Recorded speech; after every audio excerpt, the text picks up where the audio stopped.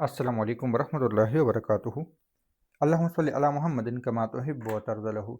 अपना अमल खुद बने में आप सबको खुश आमदीद। नाज़रीन सामीन, आज के इस वीडियो में हम जिन्नात को खिलाए या पिलाए या दोस्त बनाए या जिन्नात के गुस्से को ख़त्म कैसे करें, जिन्नात के गुस्से को ख़त्म कैसे करें, जिन्नात के गुस्से को ख़त्म कैसे करें, इसके बारे में इंशाअल्लाह ताला आज हम बात करेंगे।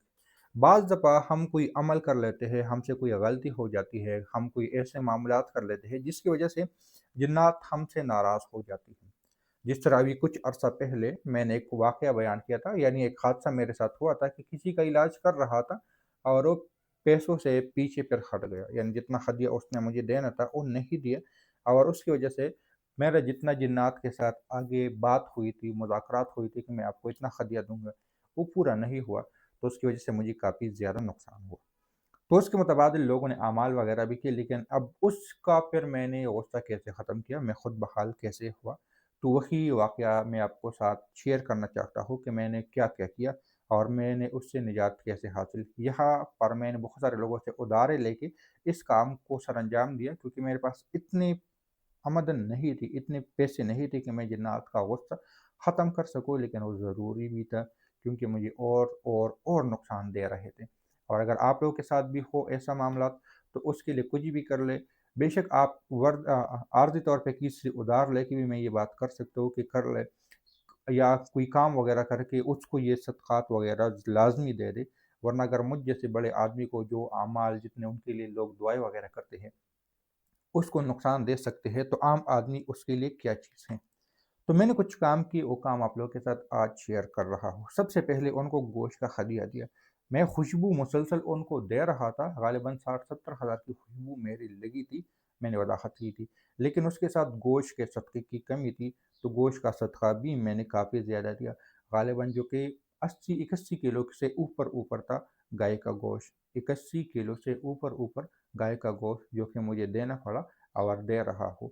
तो सबसे पहले अगर आपका मसला छोटा है, आपके मामलात छोटे हैं, तो आप 300 का, 400 का, 500 का गोश्त भी ला दें। गोश्त किसी भी किस्म का हो, सर का गोश्त हो तब भी बहुत अच्छी बात है, यानी सर की जो हड्डियाँ वगैरह होती हैं वो भी हो, पसलियों का गोश्त हो या पैरों का गोश्त हो, या अगर आप कहते हो कि मेरे फेफड़ों वगैरह में दिल पे मसला हो, तो उनके लिए फेफड़े दिल का यानी जो कलीजी होती है दिल का, उसका इंतज़ाम कर ले। सबसे पहले गोश्त का लाज़मी इंतज़ाम कर लें। अगर आपने जिन्नात को दोस्त बनाना है, उनको खिला-पिला के उनसे दोस्ती करनी है, तो ये आसान अमल है। एक, उनको गोश्त खिला दें, दूसरा उसको खुशबू खिला दें। खुशबू का तरीका ये है कि या तो अगरबत्तियाँ जला दें, या आजकल मशीनें मिल जाती है जिसमें आप लोग पानी यानी इत्र डालते हो और वो दूनी देती हैं। आजकल ये भी बहुत ज़्यादा चलती है। एक और चीज़ बखुरदान, लेकिन बखुरदान में मसला ये आ रहा है बहूरदान के अंदर ये मसला चल रहा है कि जब वो बहूर ख़त्म हो जाती है तो उसके बाद जलती है और जलने का धुआँ देता है, तो खुशबू के अंदर फिर बदबू आ जाती है। तो ये भी है। सबसे आसान तरीका अगरबत्तियों का है। उसके अलावा पहले गोश्त, फिर अगरबत्ती, फिर कुछ चीज़ें कब्रिस्तानों में डाल दें। कुछ चीज़ें कब्रिस्तान में डालनी है, कुछ चीज़ें समंदर में डालनी है। तो जो चीज़ कब्रिस्तान में डालने वाली है वो है शक्कर, बाजरा, यानी बाजरा और शक्कर। शक्कर नहीं हो तो चीनी मिला लें। ये 2 चीज़ें आप लोग आपस में मिल के यानी मिला के कब्रिस्तान में डाल दें। एक ये हो गई। फिर एक और चीज़ जो समुद्र में डालने वाली है, अगर पंजाब से कोई ताल्लुक़ रखने वाले हैं तो फिर कच्चे चावल। कच्चे चावलों से मुराद ये होता है कि सफ़ेद चावल भी उसे कहते हैं, और पंजाब में उसको कच्ची बासमती के नाम से भी जाना जाता है। कच्ची बासमती आप लोग, वो सफ़ेद चावल भी है और कच्ची बासमती, ये दोनों चावल आप लोग कर सकते हो। और अगर कोई केपीके से हैं तो यहाँ पे उमूमन कच्चे चावल नहीं मिलते। कच्चे चावल से मुराद सफ़ेद चावल नहीं मिलते, यानी वो पके हुए होते हैं। बाज़ार में जो मिलते हैं ये भी पके हुए चावल होते हैं। उसके लिए आप लोग मोटे चावल के नाम से भी इंतख़ाब कर सकते हो कि हमें मोटे चावल दें, या उनसे कहो कि हमें चरसद्दा वाले चावल दें। तो एक तो ये सस्ते होते हैं, दूसरा ये समंदर के लिए ज़बरदस्त होते हैं। मैं ज़ाती तौर पे ये अमाल करता रहता हूँ, तो मुझे अक़सामों का पता है कि कौन से चावल कहाँ पे किस हिसाब से मिलते हैं।